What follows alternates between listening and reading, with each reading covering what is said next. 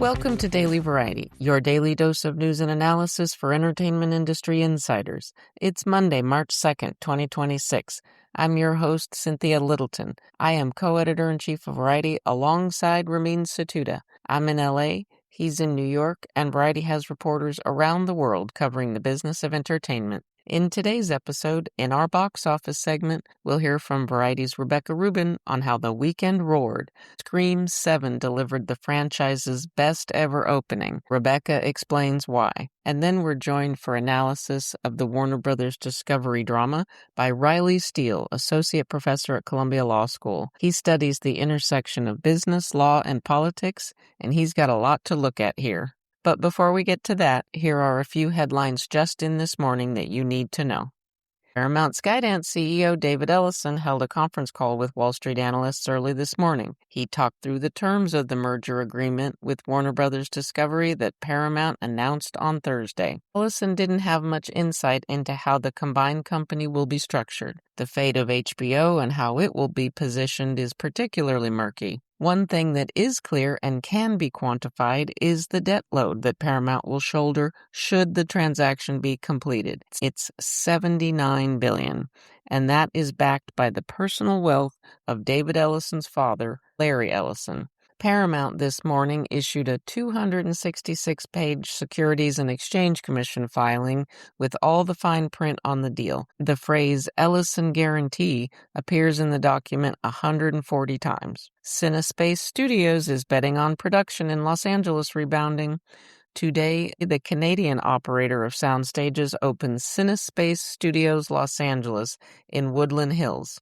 It's a 180,000 square foot soundstage complex with 6 stages. It's in the old Warner Center facility. Los Angeles Mayor Karen Bass is expected to attend the opening event for Cinespace Studios Los Angeles this morning. What a weekend it was for events. The Producers Guild Award, the Actors Awards, the NAACP Image Awards, the Ace Eddie Awards, the Art Directors Guild Awards, the Music Supervisors Guild handed out awards this past weekend. But there's one less event in the run-up to the Oscars on March 15th. The Writers Guild America West has canceled its award ceremony that had been scheduled for March 8th because so many of the union's employees are on strike. But the show does go on for the WJ East in New York on the same night. All of these stories and so much more can be found on Variety.com right now.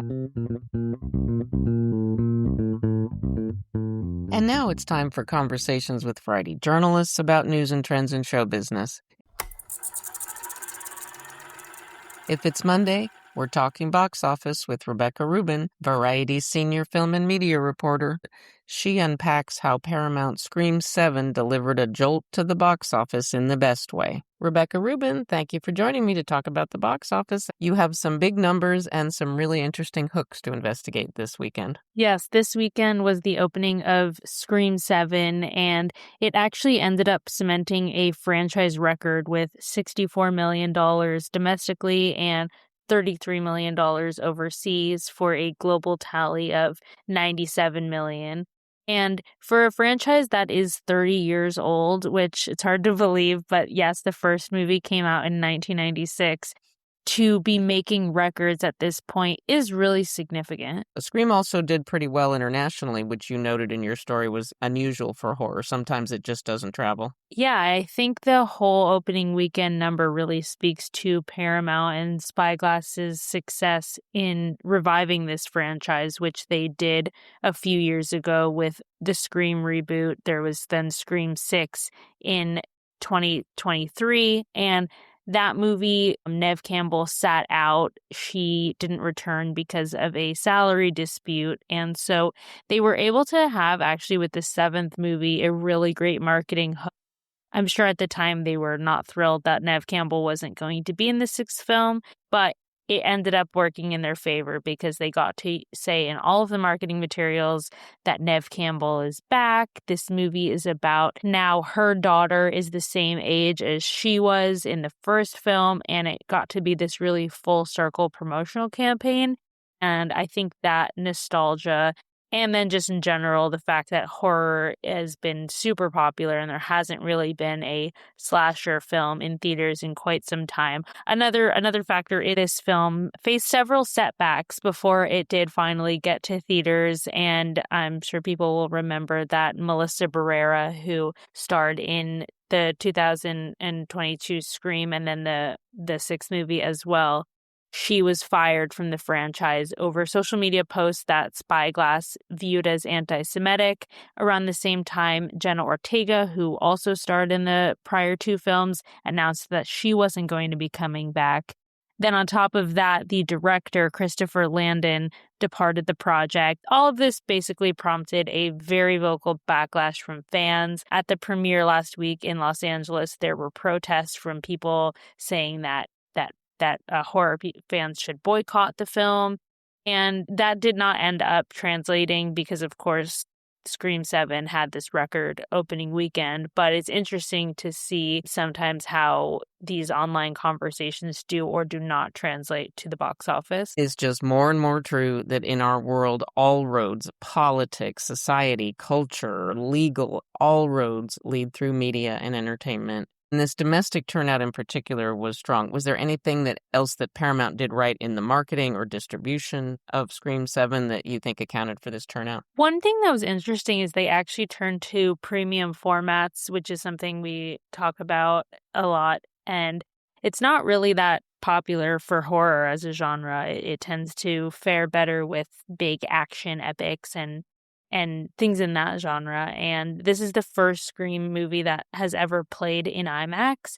And premium large formats from IMAX to ScreenX to Dolby 3D, etc. All those formats contributed 40% of the global grosses. And so it's just really a testament to the fact that people are willing to pay more for these premium screens. They cost more than the average auditorium, but when it's something that audiences want to see, they are willing to spend the extra money. And I think it's really interesting to note because so much of the conversation around box office is people saying that tickets are too expensive, but it really just depends on the property. And when there's something that audiences want to see, they're willing to spend the money. So I'm guessing also the industry overall is really happy to see foot traffic. Another thing that really worked for this film was the late February, early March release date because there wasn't a lot in theaters. And something that we've actually seen the last few years is this trend where box office attendance in January and February has been really slow. And then there's just one movie that everybody goes to see at once. And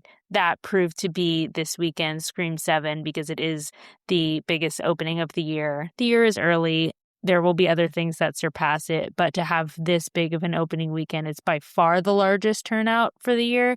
And so I think it just benefited from a lot of pent-up demand. And the other movies that are still holding on and are in the top 5 are from very different genres. The number 2 film was Goat, which is the Sony animated film, and it is chugging along. It has legs, as Sony was hoping. Four-legged and otherwise. Exactly. And ticket sales were only down 29% from the prior weekend, which is really great. And that film has made around 74 million domestically and about 130 million globally so far. And then right behind that on charts was Wuthering Heights, which had a bigger drop. It dropped about 50% and it made around 6.5 million for the weekend. And that brings its total to just above 70 million domestically, and it's actually doing much better overseas. It's made 119 million there, which is pushing its tally right around the $200 million mark. And so at this point, that counts now as a win for Warner Brothers, yet another win for them because the budget was around $80 million and the break-even number was roughly $170 million worldwide. And so Warner Brothers continues its exceptional streak. You just can't script these things, Paramount and Warner Brothers, even in the midst of the craziest of turmoil, the business goes on. Well, Rebecca, as ever, we so appreciate you watching the turnstiles and joining us. We'll be looking forward to the rev up of box office attendance that would appear to be starting now. Thank you for having me.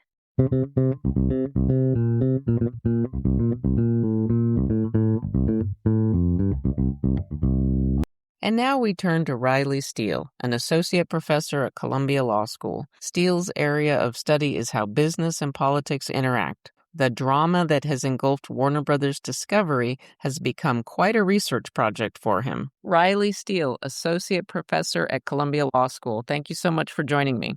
Thank you for having me, Cynthia. Delighted to be here. You really focus on the intersection of business, law, and politics. And I know that you have followed with great interest the saga of Warner Brothers Discovery and the tug of war that it's been in between Netflix and Paramount Skydance. What have you observed about what Warner Brothers Discovery tells us about where business, law, and politics stand in the United States in 2026? So I think what this saga crystallizes for me most is the stark political nature of enforcement today in the antitrust arena, but also in other arenas. And we've seen this, I think, in other actions the Trump administration has taken, that the DOJ has taken, not just in antitrust, but in, let's say, criminal enforcement as well. I spent a lot of my time in grad school on my dissertation trying to crunch all the numbers to figure out how this kind of stuff happens behind the scenes, trying to read the tea leaves to see how do businesses try to use politics to kind of influence enforcement of the law. But right now, it's all out in the open. You don't have to crunch the numbers to see. You can just look at what the next truth on Truth Social is, or the next tweet or post on X, and you see this quite starkly now. How these political considerations that are not contained in the letter of the law are creating a big push and pull on the shape of enforcement. Paramount Skydance, David Ellison, was so quick to play the political card of we have the connections that will get this deal done. Can you think of an analogous situation where you had somebody just so nakedly playing that in the negotiations? I cannot think of any recent examples that are quite as overt as this, where they sort of put this on public display in the same way in a bidding war. There are other examples in which these sorts of political considerations, I think, have had a real influence on the sort of a trajectory of a deal. But I think this is taking it to the next level. Yeah, even before this merger, Roger Alford, who was a top antitrust official, political appointee in this Trump administration, was kind of pushed out because he was objecting to certain sort of way that antitrust enforcement was being conducted, and he later said this was totally corrupt. That is his word, corrupt, due to the influence of lobbyists on antitrust enforcement. He called it, quote, the rule of lobbyists. So that is not the sort of general political influence tactics. Lobbying, instead of just seeking to use your lawyers and go through the traditional legal channels, is not new at this merger, but I think the sort of public display of it is taking it to the next level. I mean, Trump's been very articulate about what he sees as the shortcomings of media, what he sees as the leftward tilt of general entertainment, talk shows, variety shows. What is the end game here with all of the focus on putting pressure on big media companies from Trump and related officials? They really want to change the fabric of American television? President Trump wants to silence dissent. CNN, he has long had major problems with because it has been critical of him and his administration. And this provides an opportunity to try to impose basically conditions on the acquirer, even if it's not explicit in the actual conditions of whatever agreement they might In a have. DOJ memo, right? Yeah, I know. But the administration has so many levers they can push on businesses that you could potentially find another lever, but basically try to impose conditions that you better make real changes with CNN if you want to have my blessing. And I think that Paramount Skydance's behavior with CBS News reflects that they were trying to engage in some sort of anticipatory compliance in that way, appointing Barry Weiss to CBS News, 60 Minutes episode.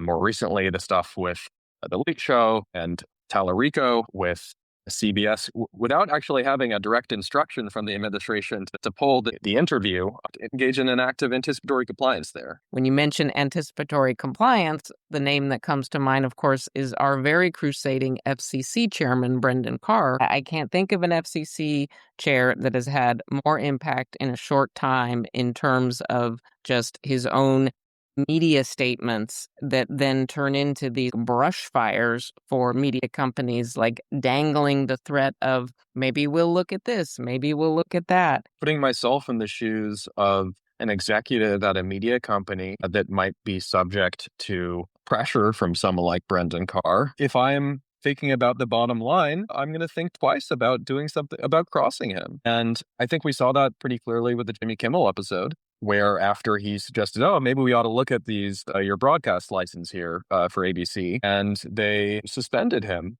And it was only after pushback from stakeholders, from employees, from talent, and from customers that Disney finally went back, which I think highlights the importance of strong sort of civil society checks, whether that's from consumers or from employees or others, and how, it's not a foregone conclusion that the political pressure is going to succeed if people actually can push back. Professor Steele, thank you so much for your time. All right, thank you so much for having me, Cynthia. As we close out today's episode, here's a few things we're watching for. There will be much more detail coming out on the Paramount Warner Brothers Discovery transaction this week, so please keep watch on Variety.com and our socials for all the headlines. Don't miss my colleague Aramide Tinubu's review of Amazon Prime Video's Young Sherlock. She calls the Guy Ritchie series a, quote, perfect origin story, end quote, for the sleuth that set the standard for all fictional detectives. We love to hear from our listeners, so please send thoughts, gripes, and other feedback about Daily Variety to podcasts@variety.com. Before we go, congrats to Keith Hopkins. He's been named Vice President of Content Distribution and Marketing for TV One. Hopkins comes to the company after working in distribution and marketing for Roku and Nexstar Media Group. Thanks for listening. This episode was written and reported by me, Cynthia Littleton, with contributions from Rebecca Rubin. Sticks, Nicks, Hick, Picks. Please leave us a review at the podcast platform of your choice, and please tune in tomorrow for another episode of Daily Variety.